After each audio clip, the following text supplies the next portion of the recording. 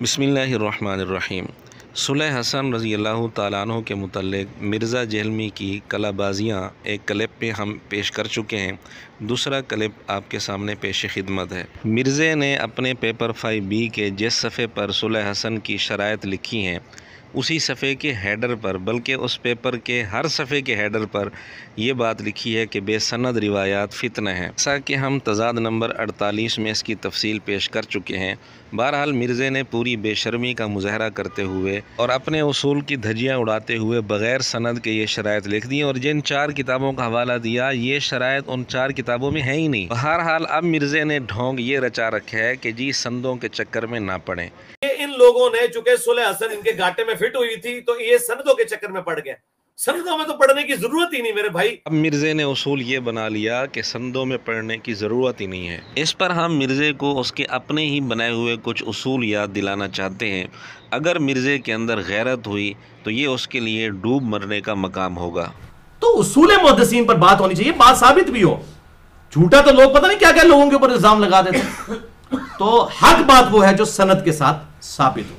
یہاں مرزا جہلمی خود اصول بتا رہا ہے کہ حق بات وہ ہے جو سند کے ساتھ ثابت ہو، اصول محدثین پر بات ہونی چاہیے۔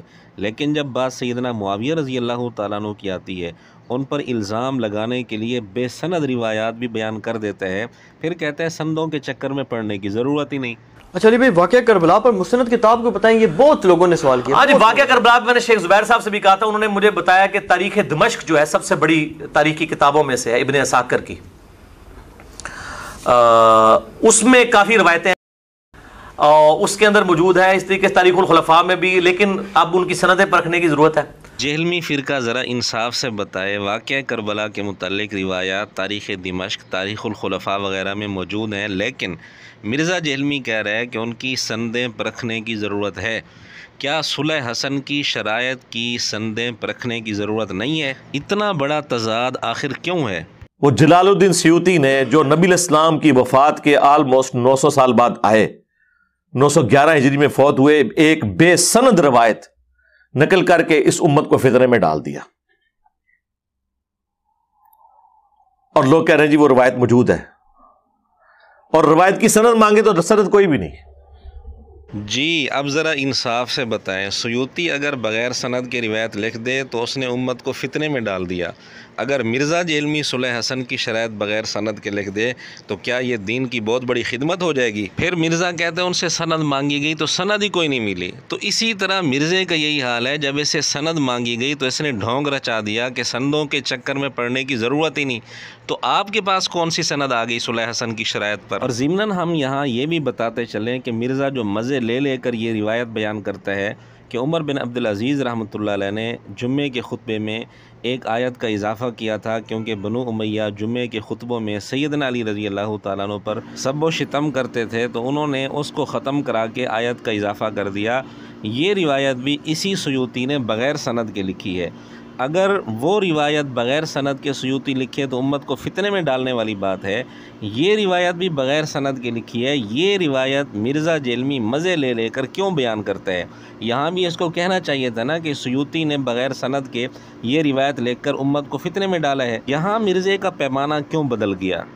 بخاری جو ہم کہتے ہیں نا، بخاری اور مسلم دونوں صحیحین ہیں، اس سے مراد ہے اس میں جو نبی علیہ السلام کے ریفرنس تک جتنی حدیثیں سند سے ہیں وہ صحیحین ہیں، وہ صحیح روایتیں ہیں۔ باقی جو چیپٹرز کی ہیڈنگ میں بعض اوقات بے سند اقوال ہیں، وہ صحیح بھی ہو سکتے ہیں، غلط بھی ہو سکتے ہیں۔ عجیب بات ہے کہ ایک طرف تو یہ اصول کہ بخاری میں بغیر سند کے جو اقوال ہیں وہ بھی غلط ہو سکتے ہیں، اور جب صلح حسن کی شرائط پر سند کا مطالبہ کیا گیا تو کہتے ہیں سندوں کے چکر میں پڑھنے کی ضرورت ہی نہیں ہے۔ اس بے وقوف سے کوئی پوچھے جب بخاری میں بغیر سند کے اقوال غلط ہو سکتے ہیں تو تاریخ کی کتابوں میں بغیر سند کے اقوال غلط کیوں نہیں ہو سکتے؟ جب بخاری کے بے سند اقوال پر سند پرکھنے کی ضرورت ہے، تاریخ کی کتابوں میں بے سند اقوال پر سند پرکھنے کی کیوں ضرورت نہیں ہے؟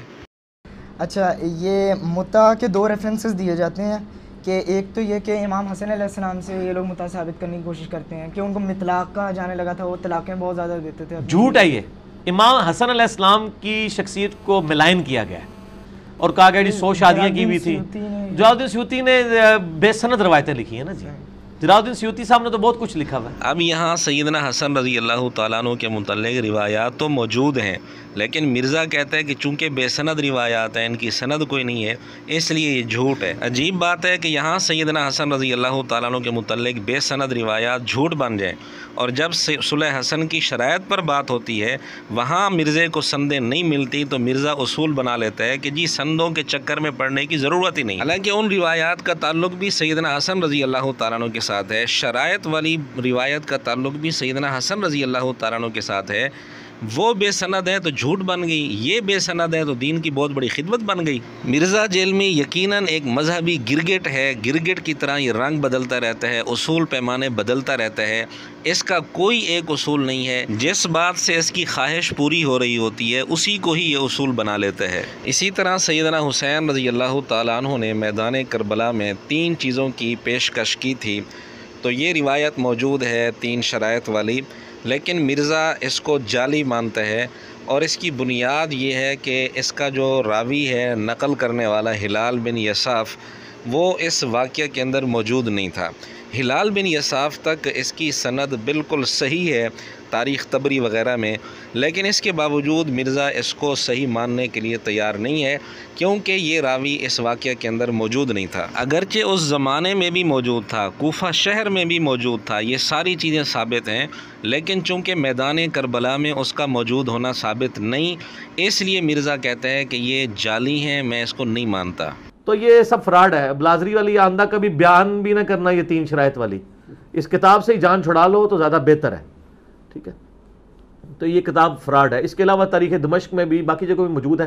شیخ زبیر صاحب نے اپنی کتاب جو فضائل صحابہ میں نا یہ روایت لکھ کے نا انہوں نے لکھا کہ حلال بن یساف تک اس کی سند صحیح ہے، حلال بن یساف کا واقعہ کربلا میں ہونا ثابت نہیں ہے، اس زمانے کا آدمی ضرور ہے۔ بلازری کی کتاب کو چھوڑیں، دوسری کتابوں میں جیسے مرزا خود بھی کہہ رہا ہے، مثلا تاریخ طبری کے اندر بھی یہ روایت موجود ہے، تو دوسری کتابوں میں بھی یہ روایت موجود ہے، صحیح سند ہے، ہلال بن یساف تک اس کی سند صحیح ہے، لیکن مرزا کہتا ہے کہ نہیں یہ روایت درست نہیں۔ کیوں؟ کیونکہ یہ راوی اگرچہ اس زمانے میں موجود تھا، لیکن میدان کربلا میں، واقع کربلا میں اس کا موجود ہونا ثابت نہیں ہے۔ عجیب بات ہے، یہاں تو سند بھی ہے اور سند بھی صحیح ہے، لیکن صرف اس بنیاد پر کہ نقل کرنے والا جو راوی ہے اس کا واقع کربلا میں، میدان کربلا میں موجود ہونا ثابت نہیں، لہذا یہ روایت غیر معتبر ہو گئی۔ تو مرزا صلح حسن کی شرائط والی جو روایت پیش کر رہا ہے اس کی تو سند ہی نہیں، وہاں مرزا نے ڈھونگ یہ رچا دیا کہ جی یہاں سندوں کے چکر میں پڑنے کی ضرورت ہی نہیں۔ میرے خیال میں اس حقیقت کو سمجھنے کے لیے اتنے نمونے کافی ہیں، ضرورت پڑی تو ہم اور بھی کئی سارے نمونے پیش کر سکتے ہیں، لیکن ان چند نمونوں سے ہی آپ کے سامنے یہ بات روز روشن کی طرح واضح ہو گئی ہوگی کہ مرزا اپنے مفاد اور مطلب کی خاطر کس طرح اپنے اصول اور پیمانے بدلتا رہتا ہے۔